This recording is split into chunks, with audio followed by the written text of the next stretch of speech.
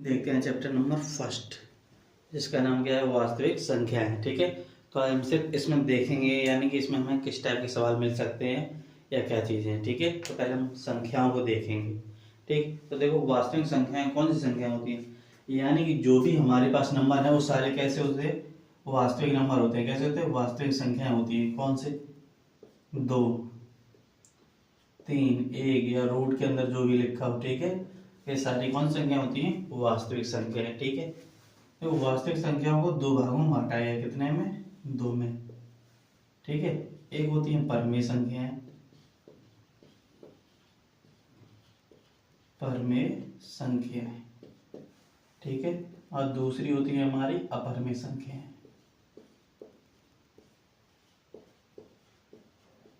Okay, तो देखो परमेय संख्याएं कौन कौन सी होती हैं। देखो परमेय संख्याएं कौन सी होती है, 1, 2, 3। ठीक है, या जैसे हम P अपॉन Q के रूप में लिख सकते हैं। ठीक है, अपरमेय संख्याएं देखो कौन सी होती है, अपरमेय संख्या होती है कौन सी, जो रूट के अंदर हो और रूट से बाहर ना सके, यानी √3, √5, √7। ठीक है, या फिर 2 + √3 और। ठीक है, ये सारी हमारी कैसी है, अपरमेय संख्या है। तो देखो वास्तविक संख्याओं को कितने भागों में बांटा गया, 2 में, एक परमेय और एक अपरमेय। तो देखो परमेय और अपरमेय संख्या तो हो गई। ठीक है, अब देखो परमेय संख्याओं को भी कितने भागों में बांटा गया है, 2 भागों में। किसमें, 2 में। तो देखो एक होती है पूर्णांक संख्याएं, पूर्णांक संख्याएं। ठीक है, और दूसरी होती है भिन्न संख्याएं। ठीक है, तो पूर्णांक कौन सी होती है, वो देखो पूर्णांक कौन सी होती है, 1, -2, -3, 4 और। ठीक है, भिन्न यानी जो बटे में होती हैं, 2/3, 4/5, 6/3। ठीक है, ऐसे ये हमारी क्या होती हैं, भिन्न संख्याएं। ओके, अब तो देखो पूर्णांक संख्याएं, पूर्णांक संख्याओं को 2 भागों में। ठीक है, पूर्णांक कौन सी होती है, एक होती है धन पूर्णांक संख्याएं, धन पूर्णांक संख्याएं। ओके, और एक होती है ऋण पूर्णांक संख्याएं। ठीक है, तो धन वाले में देखो सारे प्लस वाले नंबर आते हैं, यानी 1, 2, 3, 4, 5। ठीक है, इसमें सारे माइनस वाले। ओके, अब बचा क्या हमारे पास, 0। तो 0 भी पूर्णांक संख्याओं में ही आता है। ठीक है, और उसे क्या हम बोलते हैं, शून्य संख्या। क्या बोलते हैं, शून्य संख्या, जिससे हमारा क्या होता है, 0।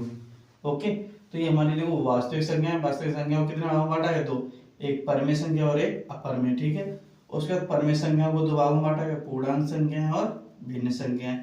उसके बाद पूर्णांक संख्या को 3 भागों में बांटा गया, धन पूर्णांक संख्या, ऋण पूर्णांक संख्या और एक शून्य। ठीक है, तो ये इस तरह से हमारी संख्याएं दे रखी हैं। अब आगे हम थोड़ी और कुछ संख्याओं की जानकारी ले लेते हैं, जिससे हमें आगे फायदा होगा। ठीक है, तो देखो कौन सी है वो संख्या, नंबर 1 में सम संख्याएं। कौन सी है, सम संख्याएं। तो देखो सम संख्याएं कौन सी होती हैं, 0, 2, 4, 6, या जो 2 से भाज्य विभाज्य हो जाए या भाजित हो जाए। ठीक है, 2 से विभाज्य हो। ओके, नंबर 2 में आती है हमारी विषम संख्याएं। तो देखो विषम संख्याएं कौन सी होती हैं, जो कहाँ से स्टार्ट होती हैं, 1 से, 1, 3, 5, 7, जो 2 से विभाज्य ना हो, 2 से विभाज्य ना हो। ठीक है, नंबर 3 में कौन सा है, भाज्य संख्या हमारी, भाज्य संख्या। ठीक है, तो भाज्य संख्याएं देखो कौन सी होती हैं, जिन संख्याओं के 2 से ज्यादा गुणनखंड हो। ठीक है, जिन संख्याओं के 2 से अधिक गुणनखंड हो। ओके, वो हमारी कौन सी होती है, भाज्य संख्याएं। जैसे देखो एग्जांपल में हम लेते हैं, जैसे मान लो 10।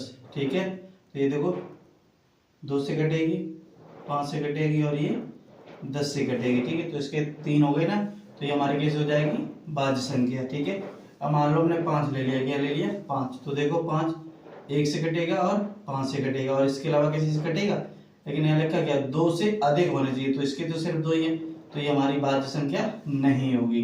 ठीक है, या मान लो 12 हो गया, तो देखो 1 से तो कटेगा ही, 2 से भी कटेगा, ये तो 1 से तो सारे ही नंबर कटते हैं। ठीक है, तो 1 2 हो गया, 3 से भी कटेगा, 4 से भी कटेगी, 6 से भी और 12 से। ठीक, तो इसके देखो 2 से अधिक होना चाहिए, तो 1 2 3 4 5 6 हो गए, तो ये हमारी कैसी है, भाज्य संख्या है। ठीक है, यानी कि जिसके 2 से ज्यादा गुणनखंड होने चाहिए। ओके, आगे आती है हमारी अभाज्य संख्याएं।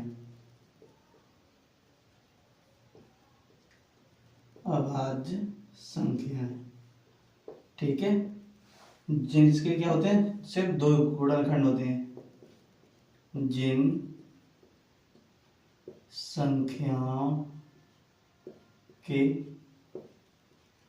केवल 2 गुणनखंड होते हैं, 2 गुणनखंड होते हैं, और वो देखो कौन से गुणनखंड होते हैं, एक तो 1 होगा, ठीक है, और एक वो स्वयं संख्या होगी। ठीक है, स्वयं संख्या होगी। ओके, ये 2 होती है। ओके, तो मान लो जैसे ये 5 है, ठीक है, एक तो इसका 1 हो गया और एक क्या हो गया, 5, तो ये हमारी कैसी होगी, अभाज्य संख्या। कैसी होगी, अभाज्य संख्या। क्यों, क्योंकि देखो इसका 1 और 5 2 ही गुणनखंड है, केवल 2 गुणनखंड होते हैं। ठीक है, एक तो 1 होता है और दूसरा स्वयं संख्या होती है, यानी ये नंबर खुद। ठीक है, तो ये हमारी कैसे होगी, अभाज्य संख्या। ठीक, ऐसे मान लो 4 ले लिया, 1 से डिवाइड होगा, 2 से भी कटेगा और 4 से भी कटेगा, तो ऐसे गुणनखंड कितने हो गए, 3। देखो 1 2 और 1 3। ठीक है, लेकिन अभाज्य संख्याओं की क्या होती है कि केवल 2 गुणनखंड होते हैं, कितने, 2, इसमें कितने हैं, 3, तो ये हमारी अभाज्य संख्या नहीं है।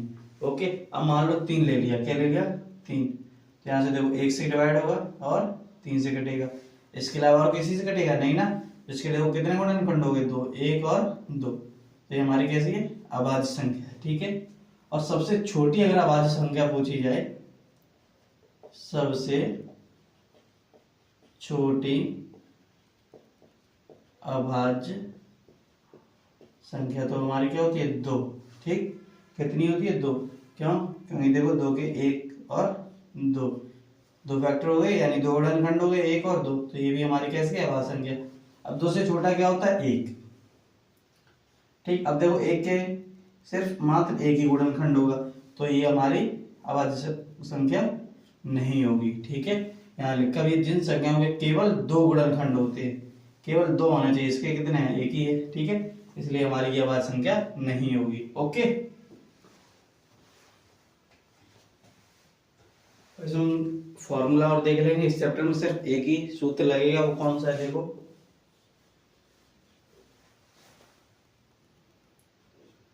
लासा गुणा मासा बराबर पहली संख्या गुणा दूसरी संख्या। ठीक है, और ये लासा मासा किसका होगा, पहली संख्या और दूसरी संख्या होगा। ठीक है, सिर्फ इस वाली एक्सरसाइज चैप्टर फर्स्ट में सिर्फ यही एक फॉर्मूला यूज होगा। ठीक है, सिर्फ यही एक सूत्र लगेगा। ओके,